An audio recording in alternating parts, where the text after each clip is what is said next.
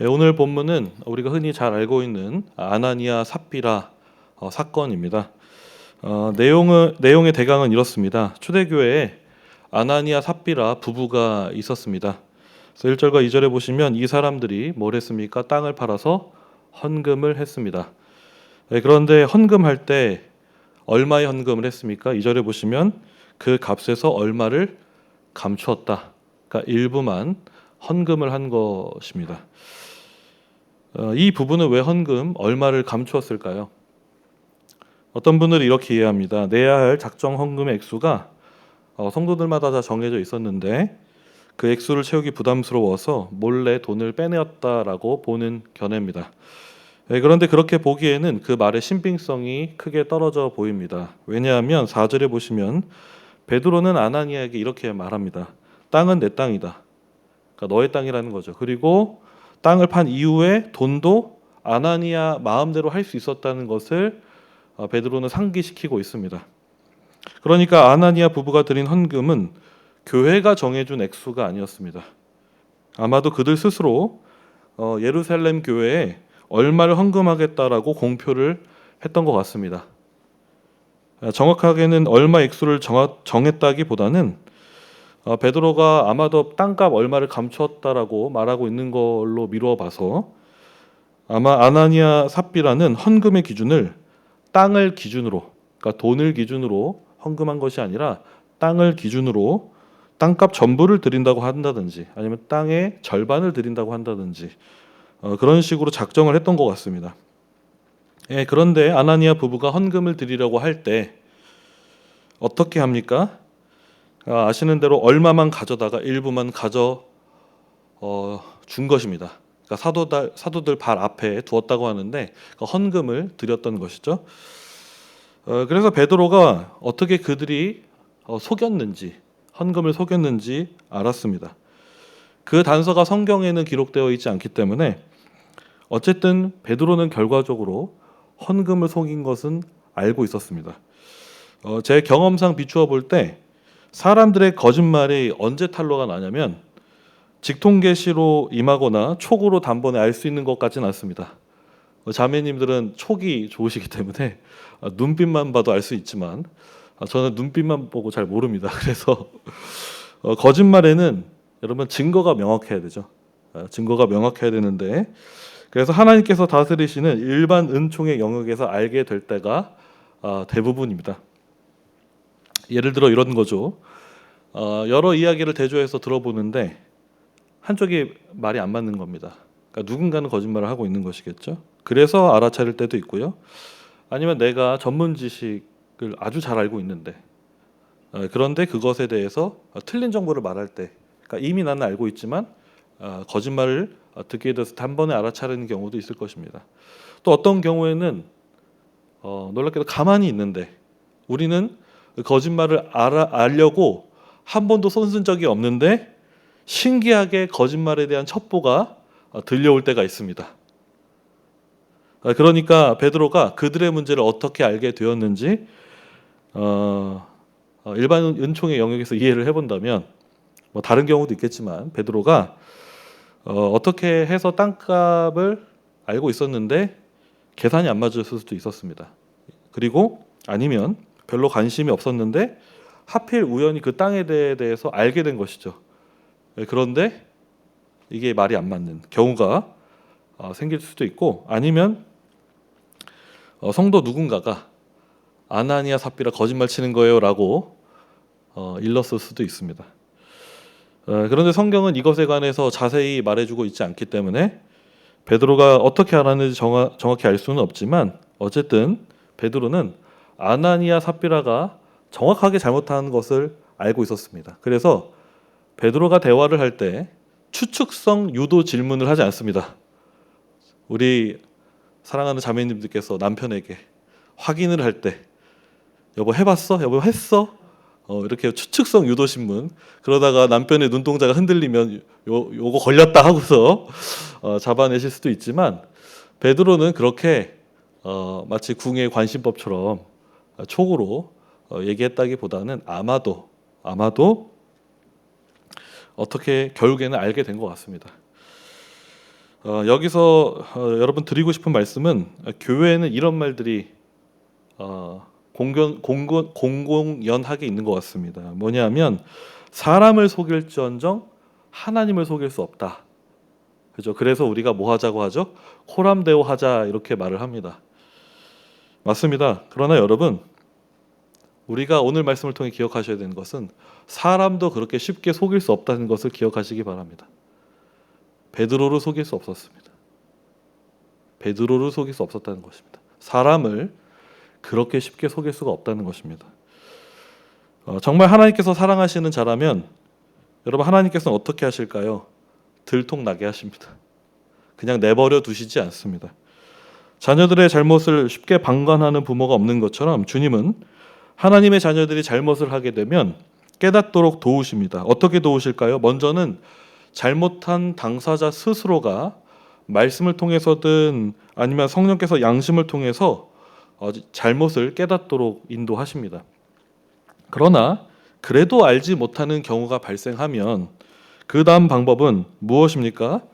그 다음 주변에 있는 형제 자매들을 통해서, 때로는 자식들을 통해서, 때로는 남편 아내를 통해서, 때로는 예친에 있는 우리 지체들을 통해서, 때로는 하나님께서 말씀을 전하게 하시는 목사님들의 입술을 통해서, 경우에 사람을 통해서 우리 주님은 바른 정보를 흘려주시고 눈치를 주시고 말씀케 하셔서 거짓이 뿌리 내리지 않도록 하는 은혜가 있습니다. 그리고 한편으로 생각해 보면 여러분, 피로 값주고 산 교회입니다. 교회는 그냥 교회가 아니고 사람들이 좋다고 모인 교회가 아니라 피로 값주고 사신 하나님의 교회입니다. 그 교회가 속이는 대로 돌아가도록 주님께서 허락하신다면 여러분, 그것은 무엇이겠습니까?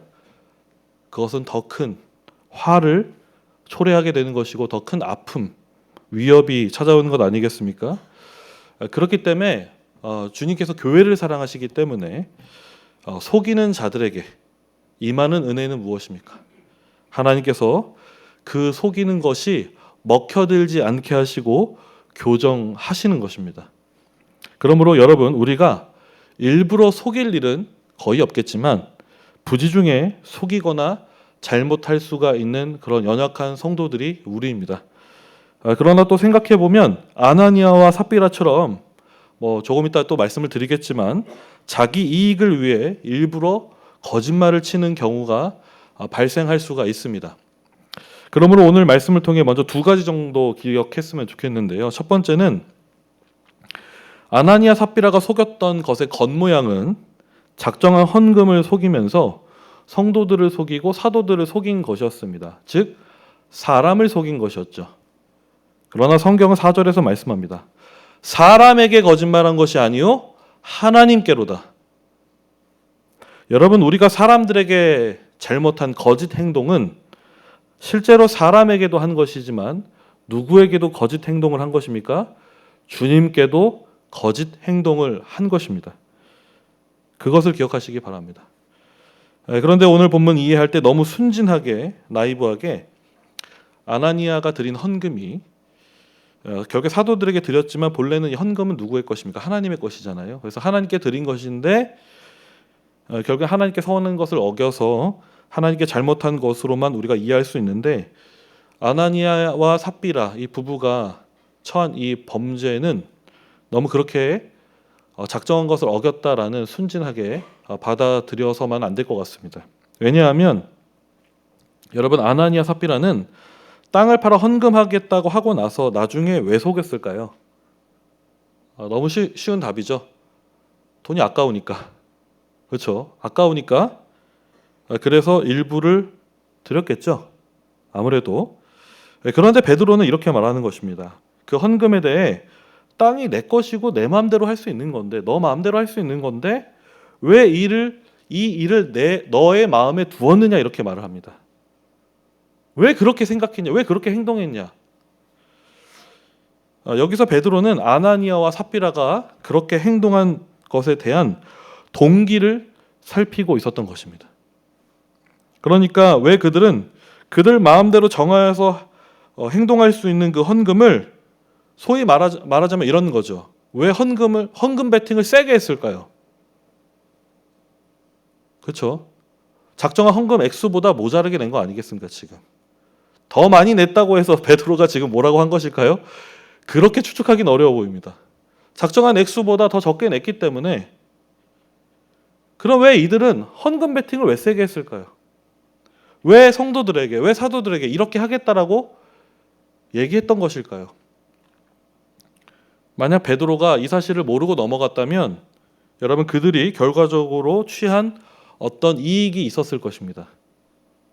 그게 정확히 뭔지 모르지만 거짓말에는 여러분 항상 무엇이 따라오죠? 항상 반사 이익이 따라오게 되어 있습니다. 거짓말하는 목표가 있죠. 뭐 그 위기를 넘긴다든지, 그 거짓말을 통해서 내가 그 어떤 이득을 취한다든지, 나름대로 속의 목적을 가지고 거짓말을 하는 것입니다. 그래서 저는 그것이 이 아나니아 부부에게 무슨 동기가 있었는지 저는 조심스럽게 묵상해 보기로 아마 이렇게 생각이 됩니다. 땅을 팔았다라고 하는 거기서 오는 체면, 거기서 오는 자랑 때문이 아닐까 싶습니다. 그렇게 함을 통해서 기독교 사회 안에서의 인정과 대접을 원했던 것 아닐까요? 이미 사도행전 5장 바로 직전이 4장의 이 마지막 말씀들은 누구의 이야기가 기록되고 있냐면 바나바의 이야기가 기록되고 있습니다. 근데 바나바도 동일하게 어떤 일을 했냐면 믿는 자들이 물건을 서로 통용하고 서로 나누면서 그 선례로 이 사도 바나바, 바울의 동역자 바나바를 언급하는데, 그런데 바나바 역시 밭을 팔아서 그 값을 가지고 사도들 발 앞에 드렸다라고 사도행전 4장 37절에 기록하고 있습니다. 그런데 아나니아와 삽비라 역시 바나바처럼 땅을 파는 것이죠. 그리고 그 값을 가지고 동일하게 사도들 발 앞에 드렸습니다. 똑같이 헌금을 한 것입니다. 그러니까 이 두 가지 사건을 서로 더 대조해 보면 공통점은 땅을 팔았다라고 하는 큰 헌신을 한 것입니다. 여러분, 땅 팔아서 헌금 보신 분 계십니까? 있어도 이제 혼자 손 들으셔야 될 것 같아요. 그렇죠? 거의 없습니다. 그렇죠? 네. 우리가 경제 노동을 해서 번 수입에 대해서 헌금을 하는 경우는 많이 있지만 땅을 사서 땅을 팔아서 그 땅 전부의 값을 드린다. 땅을 팔아서 매매해서 양도세 내고 남은 이익을 10분의 1을 드린전정 그러나 전부를 내는 경우는 거의 없습니다. 그러니까 여러분, 지금 이 바나바도 대단한 헌신을 한 것이고요. 아나니아 삽비라 역시 얼마를 드렸는지 우리가 알 수 없지만 굉장히 큰 헌신을 했다라고도 볼 수 있습니다. 물론 목사님, 아나니아 삽비라가 10평 땅 판 걸 수도 있잖아요. 뭐 그렇게 말씀하실 할 말은 없지만 어쨌든 큰 헌신을 했던 것처럼 보여집니다. 그런데 여러분, 한편으로 또 차이는 무엇입니까? 바나바와 아나니아 부부의 차이. 겉모양은 바나바는 전부를 드렸고 이 부부는 일부만 드렸습니다. 근데 이것은 중요한 문제가 아닙니다. 진짜 중요한 문제는 베드로는 본질을 꿰뚫며 이렇게 지적하는 것이죠. 어찌하여 이 일을 내 마음에 두느냐. 성경은 그들의 액수를 묻지 않고 그들의 동기를 지적하고 있었습니다. 물론 그 동기가 제가 조심스레 추측한 체면과 인정 때문이었는지는 100% 확신하기는 어렵지만 그것이 무엇이었든 그들의 동기에 불순물이 끼어 들어있던 것은 분명한 것 같습니다. 그리고 성경 그들의 행위에 대해서 성령을 속였다 말씀하고 있고요. 하나님께 거짓말한 것으로 정죄하고 있다는 것입니다. 그러므로 여러분, 우리가 주님의 이름으로 살아가고 봉사하는 사람들입니다. 우리 마음에 불순물이 없었는지 돌아보았으면 좋겠습니다. 그리고 만약에 사람들에게 거짓말하고 있는 우리 자신을 발견한다면 교묘하게 자신의 이익을 위해, 기득권을 위해 포장하고 있다면, 체면을 앞세워 우리가 말하고 있다면 그것은 주님께 거짓말하는 것이고 우리 주님께서는 그것을 너무나 기뻐하시지 않는다는 것을 기억하는 우리가 되기를 바랍니다. 그리고 두 번째, 우리 삶에 잘못된 동기와 거짓이 일어날 때 기억해야 하는 것은 오늘 본문에서는 베드로를 통해 아나니아 부부에게 깨닫게 하셨듯이 하나님께서는 우리 삶에 여러 수단을 통해 우리의 잘못을 깨닫게 하시는 은혜가 있습니다. 우리는 그런 은혜의 지적이 찾아올 때 아나니아 삽비라처럼 모르쇠로 뻔뻔하게 일갈하는 것이 아니고 신속하고 겸손하게 인정하고 반응할 수 있는 우리 모두가 될 수 있었으면 좋겠습니다. 마치 다윗이 밧세바를 가늠한 뒤에 나단 선지자를 통해서 이 다윗은 어떻게 합니까? 곧장 바로 엎드립니다. 곧장 바로 엎드립니다. 무릎을 꿇고 진심으로 회개했습니다. 여러분, 우리의 잘못에 대한 반응은 신속한 회개입니다.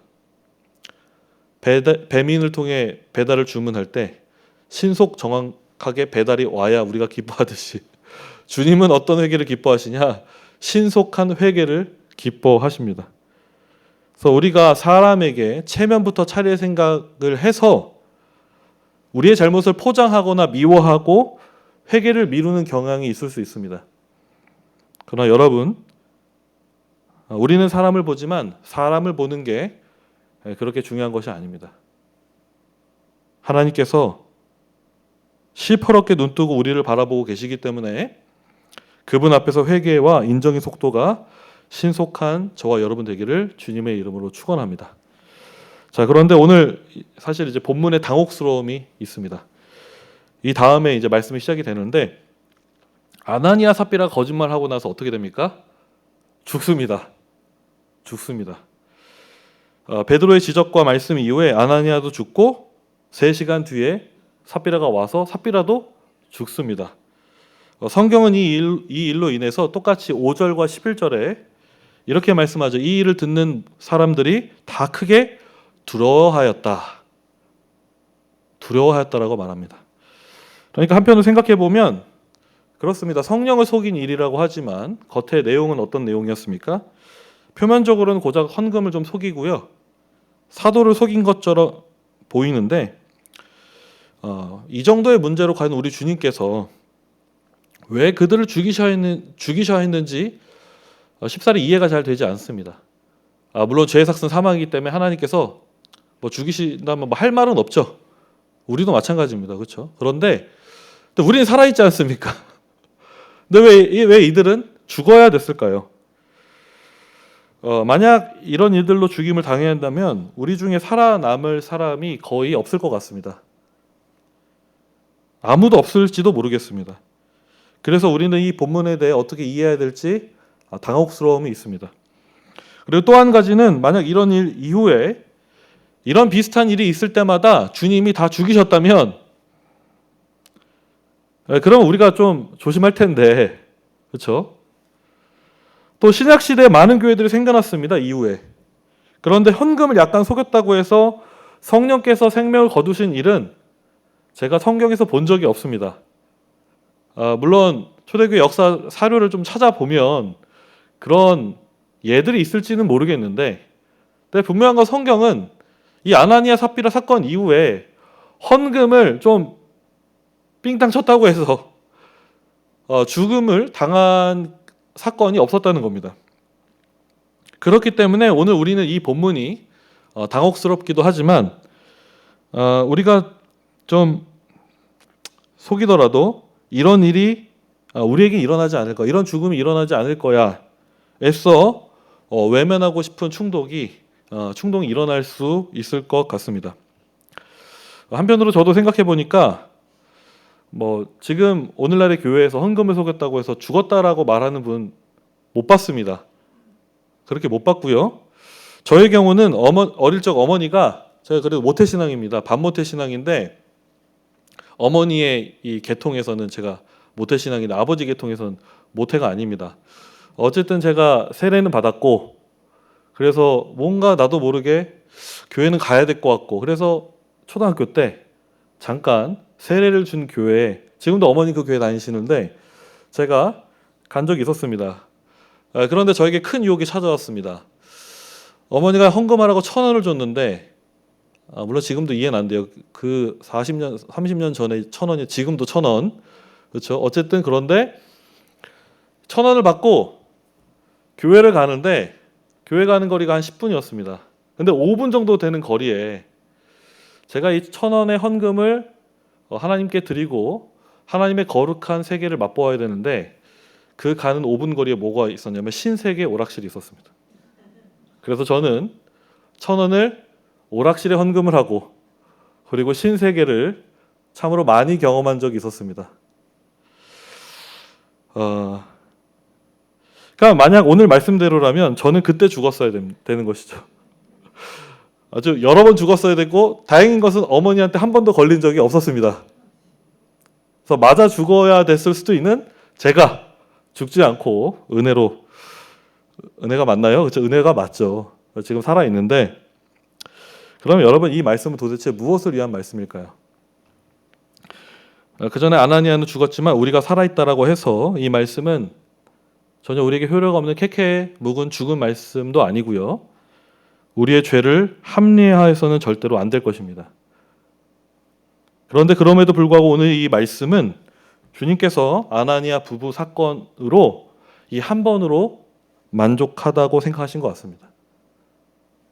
그러니까 기록된 이 사건을 우리 성도들이 읽을 때마다 저와 여러분이 읽을 때마다 온 교회가 충분히 교훈을 받을 수 있다라고 보신 것 같습니다. 그러니까 하나님을 속이지 말라는 교훈 말입니다. 그럼 왜 하나님께서는 하필 아나니아 부부를 데려가셔야만 했던 것일까요? 사도행전 2장부터 4장까지는 여러분 초대교회의 허니문 기간입니다. 그 기간이 정확히 얼마의 기간이었는지 알 수는 없지만 사도행전 5장을 지나면서 예루살렘 교회 전체가 시련을 당할 때까지 아마 1년 정도의 기간이 아닐까 추측은 됩니다. 어쨌든 예수님께서 약속하신 대로 오순절날 성령께서 오신 뒤에 이 1년 남짓한 이 기간 동안 교회는 놀라울 정도로 순수했습니다. 그리고 이 시절 교회는 그야말로 이상적인 모습이었습니다. 물론 외부에 공격들은 있었습니다. 그러나 내부의 문제는 보이지 않았습니다. 그만큼 교회는 순수했습니다. 그래서 여기서 이상적이라는 것은 가히 교회의 교인 수가 폭발적으로 급증했다거나 조직과 시스템이 멋지게 갖추어져 갔다는 것으로 이해하시지 않았으면 좋겠습니다. 물론 사도행전에서는 믿는 이들의 수가 놀랍게 증가되는 것을 기록하고 있고 또 오늘 본문 말씀 이후에도 빌립도 세우고 스데반도 세우고 집사의 직분을 세우지 않습니까? 그러니까 조직교회의 면모를 갖춰가면서 교회의 아름다운 모습을 갖추기 위해 조직과 시스템이 들어오는 것을 우리는 목격하게 됩니다. 이 일을 통해서 교회가 내실을 가져가는 것도 분명히 맞습니다. 그러다 만약에 여러분 숫자와 조직만을 가지고 교회를 이상적이라고 말한다면 우리는 꼭 머리 대신 그리스도를 따르지 않고서도 충분히 그 이상을 얻을 수도 있고 추구할 수도 있고 이미 이뤘다라고도 말할 수 있습니다. 극단적으로 예를 들어볼까요? 이단들을 생각해 봅시다. 그들 역시 숫자가 많습니다. 조직을 갖춰가고 있습니다. 그들은 어떤 모임입니까? 그리고 그리스도와 상관없는 가치와 지성을 이룬 집합체와 단체들은 여전히 이곳저곳에서 문전성시를 이루고 호황을 이루고 있습니다. 그리고 비교할 바는 아니지만 일반적인 기업체들도요. 더 많은 숫자가 있고 재정이 있고 사업이 있고 더 훌륭한 시스템을 갖추고 있습니다. 그러나 그런 것들에 대해 우리는 교회라고 부르지 않습니다. 왜 그렇습니까? 교회는 외형의 성장만으로 규정 지을 수 있는 집단이 아니기 때문입니다. 그러니까 교회의 이상이란 무엇인지 생각해 볼 때 외형적 모양을 중심으로 교회를 이해하고 발전시키기 시작한다면 이미 그것으로 교회는 타락하는 것이고 교회를 어지럽게 하는 난센스로 들어가는 일이 될 수 있기 때문에 그래서 우리는 교회는 무엇이냐, 어떤 종류의 교회가 되어야 하는지 더욱 고민해야 하는 것입니다. 왜냐하면 굳이 요한계시록에 7교회를 굳이 언급하지 않는다 할지라도 우리 주님은 그 외형을 이루는 그 어떤 본질, 핵심, 중심에 더더욱 많은 관심이 있기 때문입니다. 그렇다면 여러분, 교회를 교회되게 하는 그 본질, 이상적인 모습은 무엇이었을까요? 교회인 우리는 무엇을 위한 숫자들이어야 할까요? 우리는 무엇을 위한 조직과 시스템을 갖춰야 할까요? 교회는 어떤 이상을 향해 달려나가야 할까요? 저는 그 이상에 대해 모든 것을 다 아우를 수 있는 답은 딱히 없다라고 여겨지지만, 그래도 오늘 본문을 통해서 드리고 싶은 말씀은 정말 중요한 교회의 이상은 무엇이냐? 교회는 거룩해야 한다는 것입니다. 교회는 거룩해야 합니다. 그러니까 여러분, 교회는 어떤 교회여야 할까요? 우리는 어떤 교회로 지어져 가야 합니까?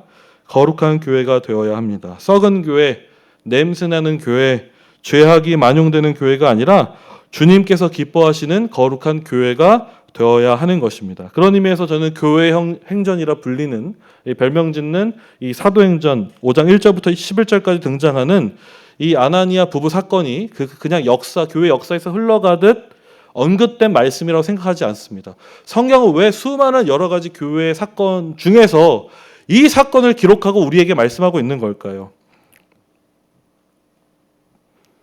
결과적으로 하나님의 교회는 순수해야 하고 교회는 거룩해야 하기 때문입니다.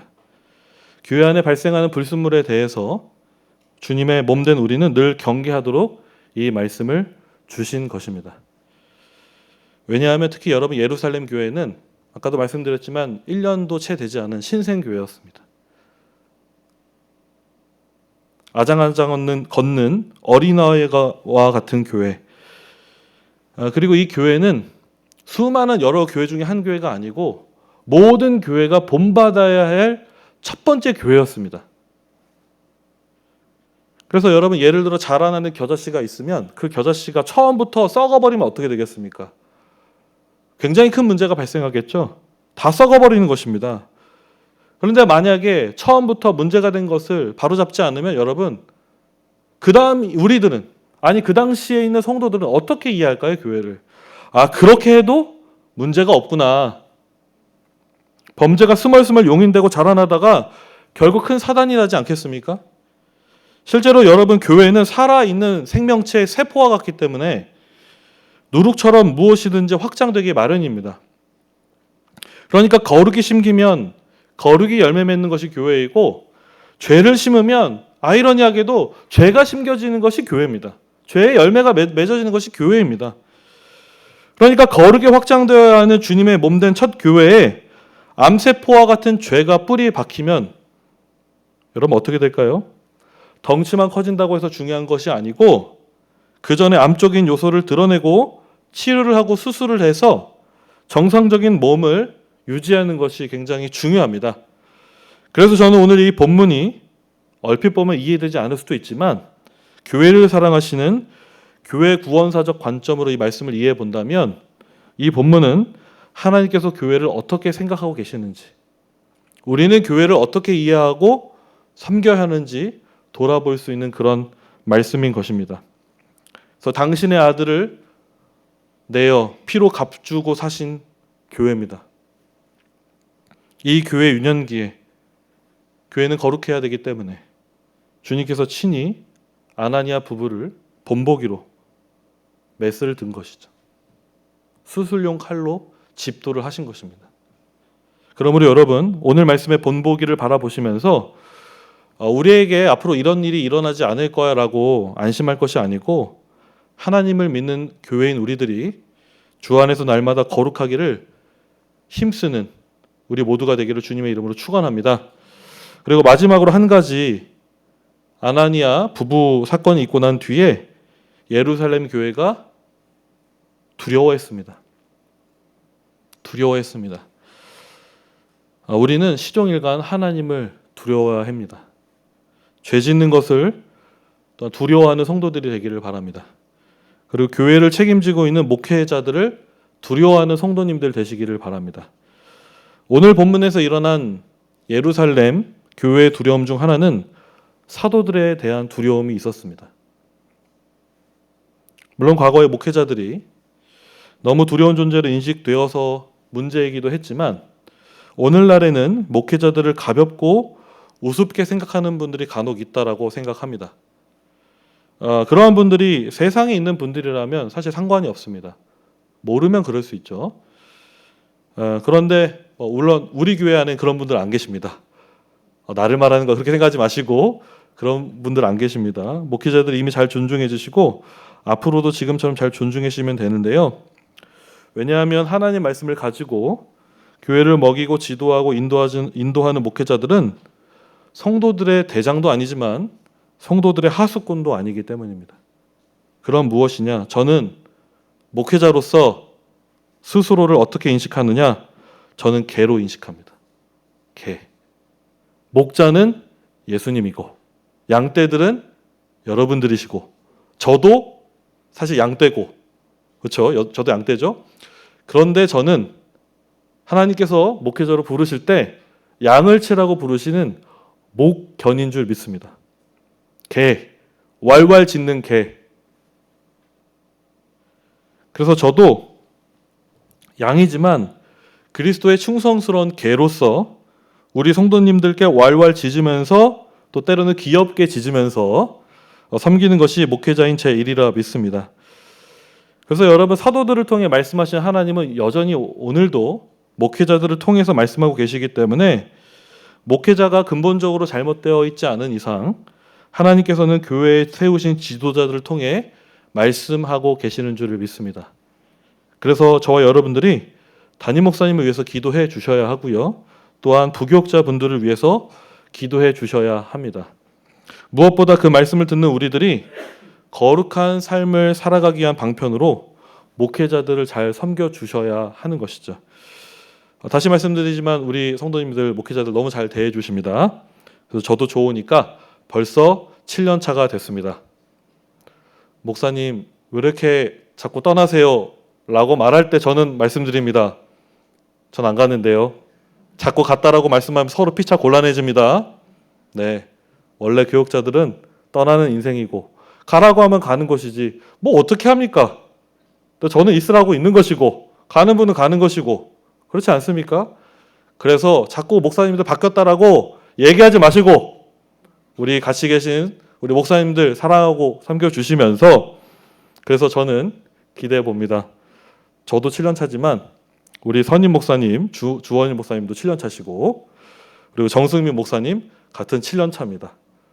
그래서 2018년 말에 와서 입사 동기 지금까지 계시는데 그래서 먼저 나가시는 분은 이제 교회가 따뜻하지 않아서 나가시는 걸로 믿고 앞으로도 성도님들께서 계속해서 지금처럼 따뜻하게 대해주셨으면 좋겠습니다. 이제 말씀 맺겠습니다.